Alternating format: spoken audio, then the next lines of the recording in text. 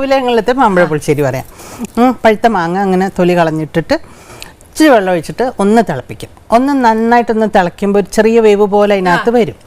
അതിനകത്തേക്ക് നല്ലപോലെ ശർക്കരപ്പാനി അങ്ങോട്ട് ഒഴിക്കും. ശർക്കരപ്പാനിയും ഈ മാങ്ങയും കൂടി ഇങ്ങനെ വഴണ്ട പോലെ ഇങ്ങനെ വഴറ്റി ഇങ്ങനെ എടുക്കണം. എന്നിട്ട് അതിൽ കുറച്ച് നെയ്യ് ഒഴിക്കണം. അതിൽ നെയ്യ് ഒഴിച്ചിട്ട് ഒന്ന് നന്നായിട്ട് വഴറ്റുക.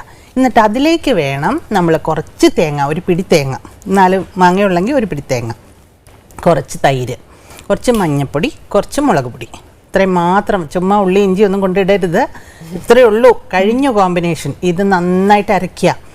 കല്ലിൽ അരയ്ക്കുകയാണെങ്കിൽ നല്ല വെണ്ണ മാതിരി അരച്ചെടുക്കണം. എന്നിട്ട് ഈ മാമ്പഴത്തിൻ്റെ ഈ കുറുക്കി വെച്ചിട്ടില്ല അതിനകത്തോട്ട് ഒഴിക്കുക.